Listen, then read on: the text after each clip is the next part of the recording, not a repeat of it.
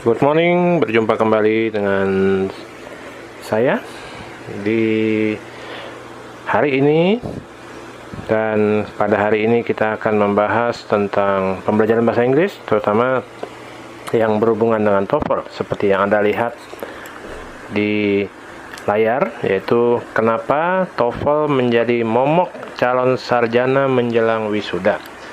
Ya, ini saya berasumsi bahwa Anda yang mendengar saat ini mungkin ada yang masih berstatus mahasiswa, atau mungkin ada yang sudah selesai, dalam hari ini sudah meraih gelar sarjana, atau mungkin Anda mempunyai anak yang saat ini sedang menghadapi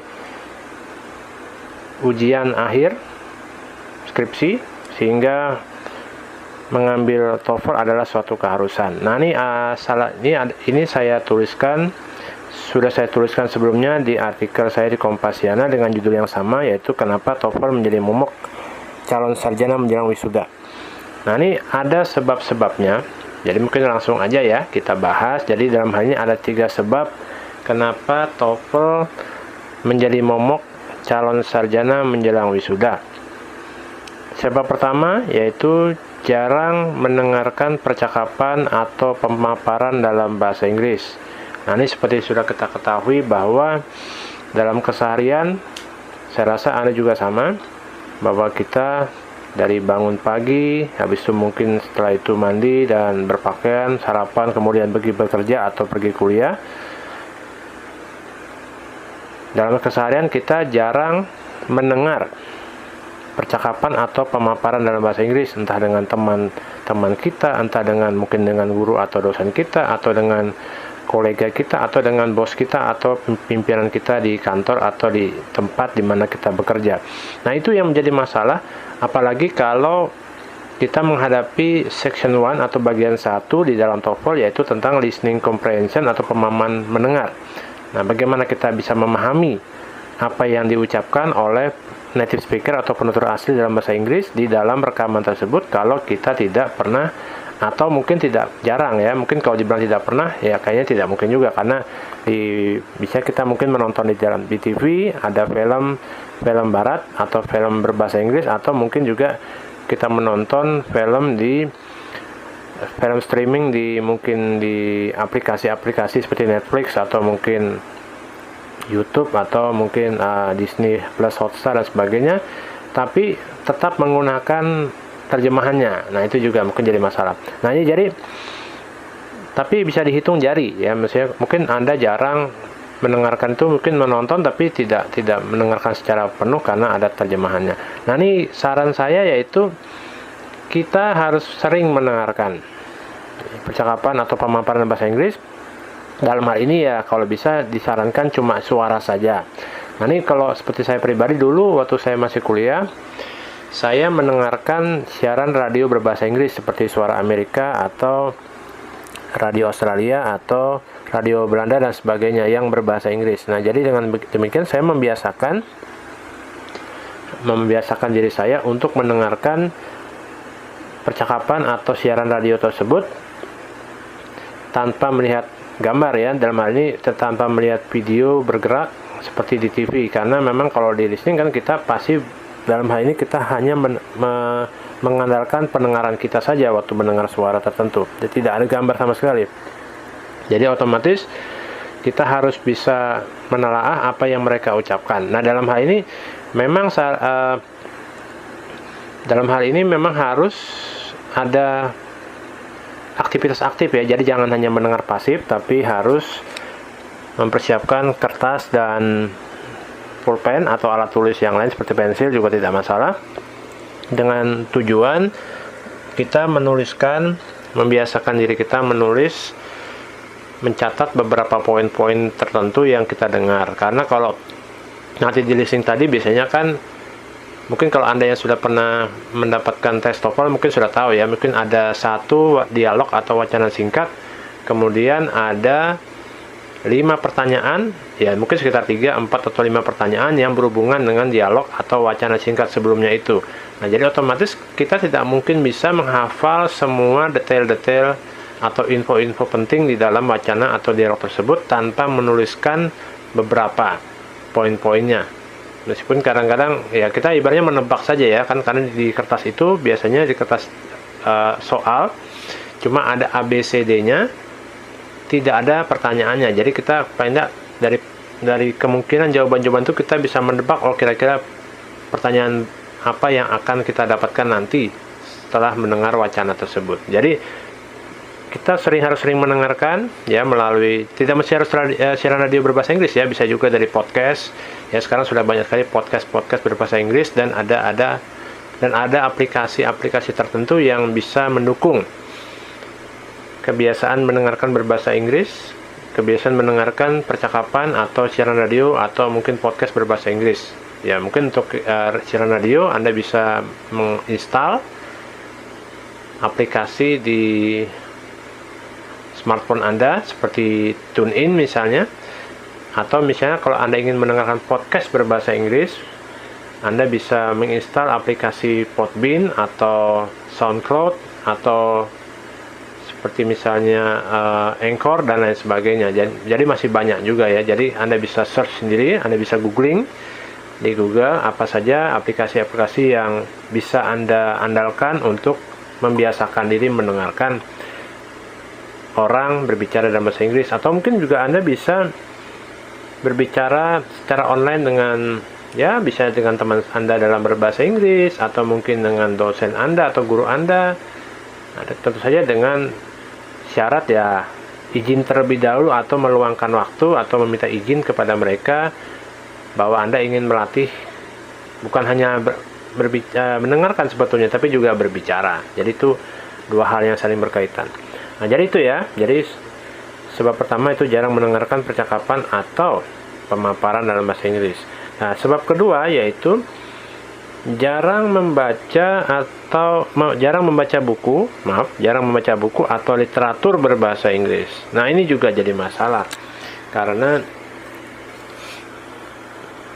budaya baca memang belum mengakar di Indonesia pada umumnya. Dalam bahasa Indonesia saja mungkin agak susah ya, apalagi dalam bahasa Inggris. Padahal sebetulnya dengan adanya smartphone atau gawai atau ponsel pintar di tangan kita bisa mendapatkan informasi apa saja dari berbagai bahasa ya, bukan hanya dari bahasa Inggris, bisa juga dari bahasa Mandarin, bahasa Jerman, Prancis dan lain sebagainya. Bahasa Inggris adalah tentu saja literatur atau informasi dalam bahasa Inggris sangatlah melimpah di internet atau dunia maya, sehingga sebetulnya tidak ada masalah meskipun tidak ada buku atau literatur fisik. Kita bisa mendapatkan berbagai sumber literatur di dunia maya dalam bahasa Inggris. Nah, itu saran saya yaitu luangkan waktu, mungkin ya tidak perlu banyak-banyak waktu di awal, mungkin satu hari 1 menit atau 2 menit, atau satu hari membaca 1 halaman di jam tertentu, misalnya di pagi hari sebelum Anda mungkin pergi kuliah online misalnya ya. Mungkin misalnya ada katakan jam 6, setelah mungkin olahraga sedikit, mungkin habis itu mandi, berpakaian, sarapan ya, mungkin setelah itu ya Anda bisa meluangkan waktu ya, mungkin 1 halaman buku digital misalnya dalam bahasa Inggris Anda baca, terus Anda berusaha untuk merangkumnya. Nah, seperti itu misalnya. Jadi luangkan waktu ya, tidak mesti juga harus, kalau bisa menyediakan waktu lebih banyak ya, itu lebih baik. Oke. Nah, sebab ketiga, dari sebab kedua itu jarang membaca buku atau literatur bahasa Inggris. Nah, sebab ketiga, tidak mengetahui tata bahasa Inggris secara mendalam. Nah, mungkin Anda yang sudah pernah mendapat atau mengikuti tes TOEFL, ada bagian tertentu di tes TOEFL tadi yang berhubungan dengan tata bahasa atau structure dalam hal ini. Nah, kita kadang-kadang hanya membatasi diri hanya pada speaking atau berbicara dalam bahasa Inggris. Padahal sebetulnya itu juga menulis ya, dalam hal ini tata bahasa Inggris itu juga penting adanya. Karena kalau tidak ada tata bahasa, kalimat-kalimat yang akan kita proses, yang akan kita produksi akan bisa dikatakan berantakan, tidak sesuai dengan aturan, dan bisa membuat orang bingung atau salah paham. Nah, jadi maka dari itu perlu adanya pengetahuan mendalam ya akan tata bahasa, apalagi kalau Anda memang berniat ingin mendapatkan nilai yang maksimal dalam ujian TOEFL. Nah, oleh karena itu perlu adanya upaya. Mungkin Anda bisa juga membaca buku-buku tata bahasa atau grammar ya, bisa Anda peroleh di toko-toko buku terdekat mungkin, atau bisa juga membeli lewat toko online, atau mencari informasi-informasi atau pengetahuan tentang tata bahasa lewat blog-blog atau situs-situs yang mengajarkan pembelajaran bahasa Inggris, terutama TOEFL, di dunia maya. Nah, dengan begitu ya, Anda akan semakin mengetahui lebih mendalam tentang tata bahasa Inggris, dan waktu Anda menghadapi tes TOEFL yang sebenarnya tidak akan ada hambatan yang berarti karena Anda sudah menguasai. Oke, mungkin itu saja pada hari ini, sekilas tentang TOEFL ya, dengan topik judul kenapa TOEFL menjadi momok calon sarjana menjelang wisuda. Jadi ada 3 tadi ya sebab-sebabnya. Jadi sebab pertama, jarang mendengarkan percakapan atau pemaparan dalam bahasa Inggris.